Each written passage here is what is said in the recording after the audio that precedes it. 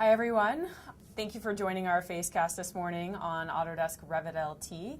I'm Joy Stark and I work in the marketing department here at Autodesk, working on our architecture products like Revit and Revit LT. And I'm Scott Latch. I am one of the Revit product managers with Revit LT as one of my responsibilities. We're broadcasting today from what Revit users call the factory, but it's our Waltham office just outside of Boston, Massachusetts.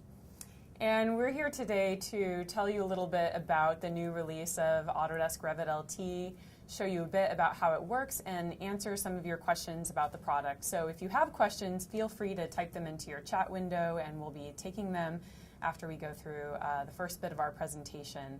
But this morning was a very exciting morning for me and Scott because we actually received here in the office what we call the first article of this product, which is the sample boxed version that the manufacturer sends us to just verify that everything is in check and it's ready to go out the door and into your hand. So it's always really exciting to see the finished product land on our desks. Yep, absolutely, yeah. We couldn't be more excited about the release of Revit LT in general. This, in fact, has been an exciting year for Autodesk across the board because it marked the 10th anniversary of Autodesk's acquisition of Revit Technologies. And so that's 10 years of bringing Revit to you, and you've obviously seen the product evolve a lot in that time. You've seen Revit Architecture, Revit Structure, and Revit MEP become available through the years. And now this year, that single version of Revit available in the Building Design Suite just marks an even bigger step in our evolution. And so really just a great year across the Revit portfolio. And I think that it's exciting because what this indicates is that BIM adoption throughout the industry has gotten really widespread, and it's to the point where governments, both at the federal and state level, and also owners in the private sector, really understanding the benefits of the BIM process and what it can offer them, both through the design and construction process, but into the operations and maintenance of the building. And so this is a great thing for our industry, and we hope that Revit LT will continue to support the industry as they make that transition to BIM. And so, Scott, maybe you can give some color to why Autodesk released Revit LT. Well, as you said, Joy, we looked at the industry as a whole, so the AEC industry, and really looked at where maybe BIM isn't being adopted as greatly. So that was really with small firms. So we spoke with a number of small firms about what the prospective Revit LT might be and what their needs really are. And there were a couple things themes that came up during those conversations. One of them was really they wanted a software that was specifically tailored towards them, didn't have all the extra sort of bells and whistles that maybe Revit has. So we've specifically focused Revit LT on sort of design and documentation. So not looking at analysis or some of those more advanced features that you might find in full Revit. The other thing was really the economics of purchasing a new software. So you have the purchase of the software, which is a cost, plus the training of all of your staff in order to get up to speed on the product.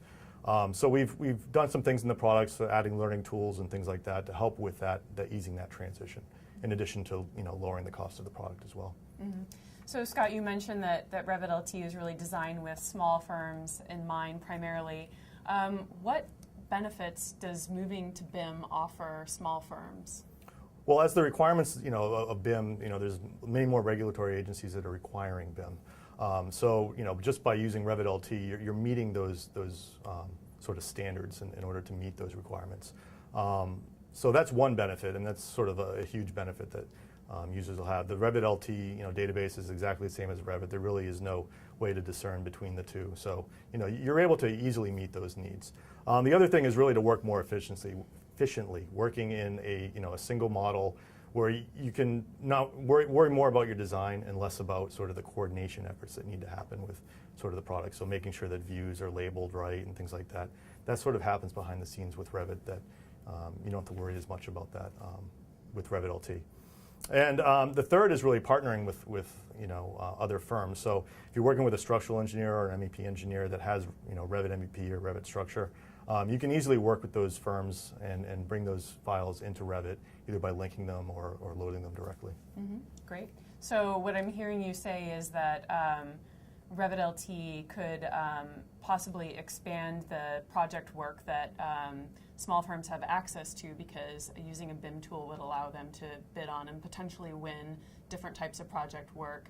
It allows them to focus on the earlier part of the design process, the process that really is very high value, the design part rather than the more tedious documentation Absolutely. part. Yep. And then finally, maybe the opportunities to partner with other firms who take on larger projects and to work on them using a BIM workflow. That's that correct. Right? Yes, absolutely correct. Great. Yep. And what advantages does BIM really provide, and through Revit LT, I guess, through those features? Yeah, so really, I mean, the biggest advantage is working in 3D. So working in a 2D CAD environment, you can only see so much in the, in the plan sections, elevations. And many architects have trained themselves to kind of view the building in that way. But you're kind of making some educated guesses when you're doing that. So working in a 3D BIM environment, you know how that building's going to look based on the 3D view. So I was talking to a friend the other day, and he mentioned that they had just moved to Revit, and there were some advantages that he had come across in that area. So they were working on a rooftop unit and trying to screen a rooftop unit. And in the past, they'd kind of put it at a certain height, in relation to the rooftop unit. But it was more of a guess than a choice. Now with Revit, you can pull it up, look at a 3D view, move around the building, and see how that screening is going to affect your design. Well, you make it too high, and you might as well just show the rooftop unit or something like that. So they're able to make the choices, not guesses. Mm-hmm. So you talked about working in 3D and how that helps you visualize your designs. What about visualization itself through rendering? What does Revit LT offer? Well, Revit LT doesn't have the photorealistic rendering in the product that, say, full Revit has, but we do offer a cloud-based rendering solution. So our Autodesk 360 rendering is available, so you're able to use that service to render your building in the cloud.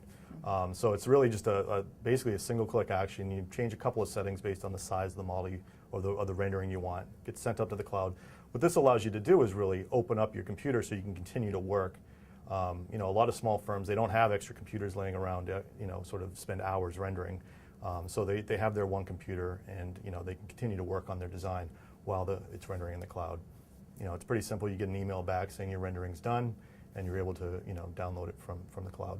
Okay, and those cloud-based services enabled by Autodesk 360s, those are available to Autodesk subscription customers. So if you purchase Revit LT on subscription, you get access to that cloud-based rendering. Right, yeah, so you must have subscription in order to access that, yes. And what about collaboration with folks using DWG or RVT files? How does Revit LT work with that?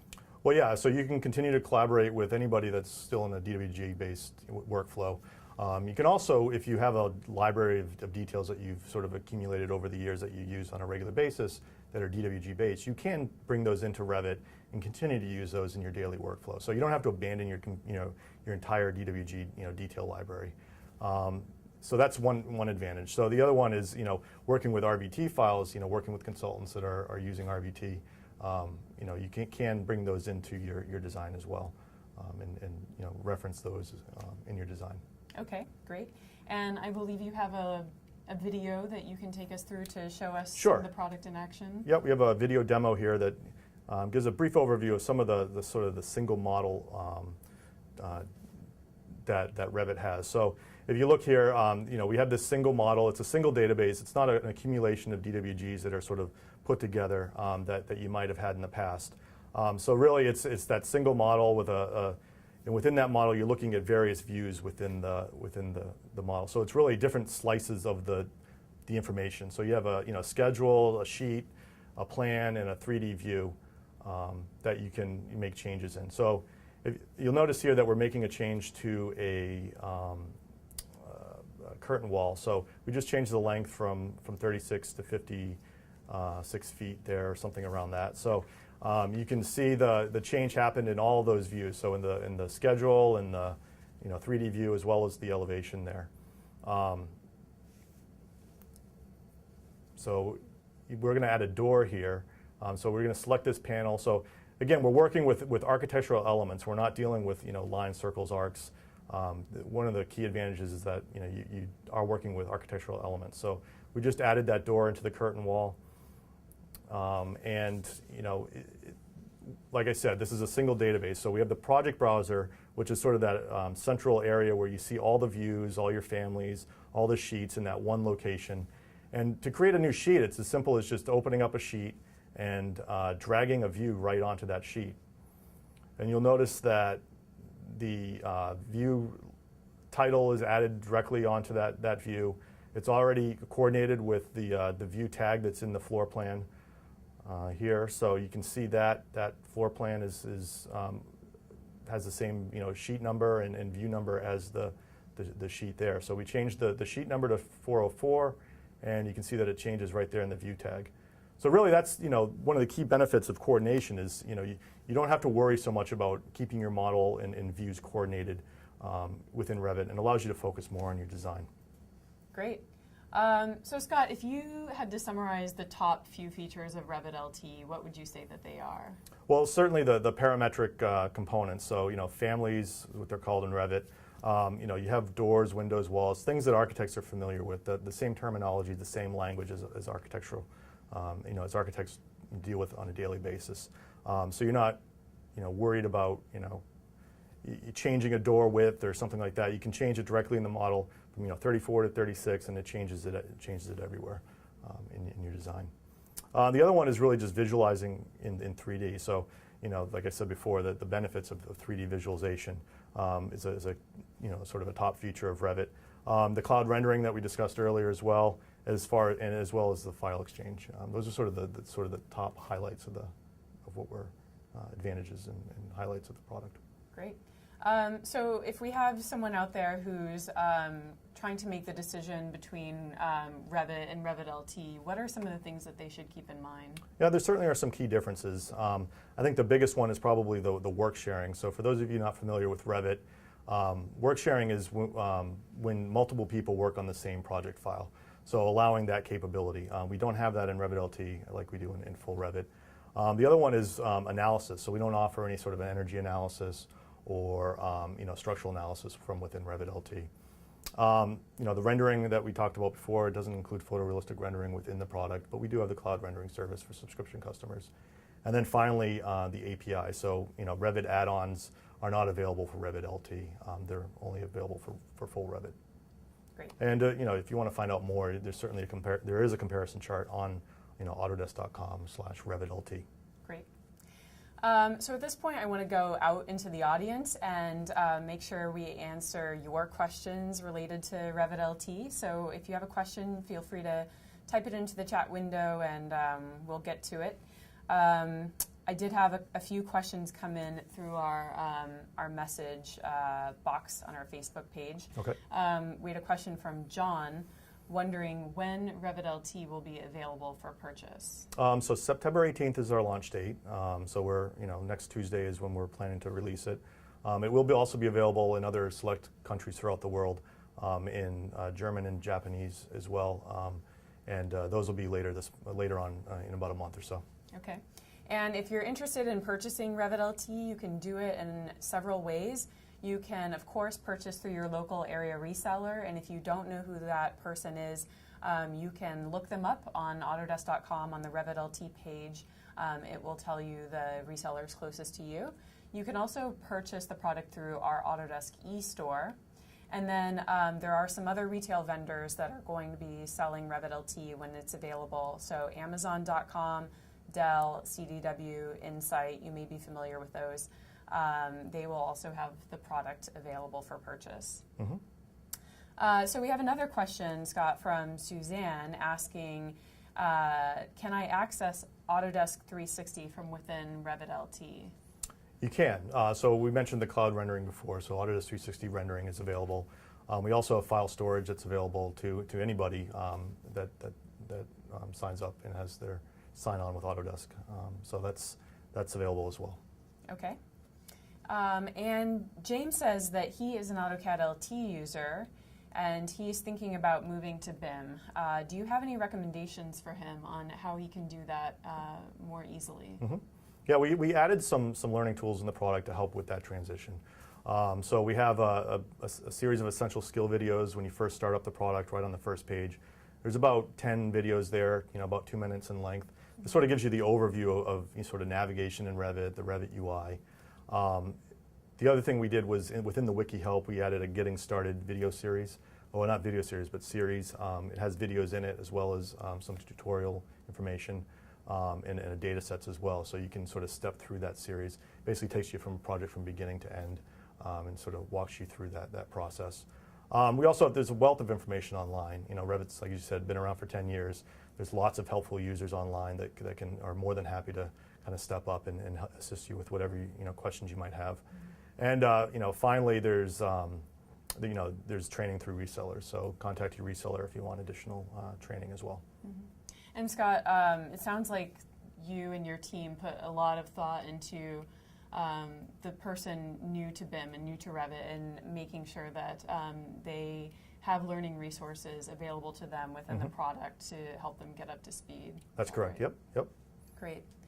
And finally, I just have one more question. It's a question from Kyle, and he's wondering how Revit LT can be purchased. And he says, is it available in a suite? And as a matter of fact, Revit LT is available in a suite. We sell it in a suite with AutoCAD LT, and both of these products will be the 2013 versions.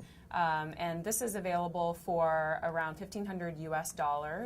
And then in addition, there is a version of Revit LT that's just available standalone without AutoCAD LT, and this is available for about $1,200 US.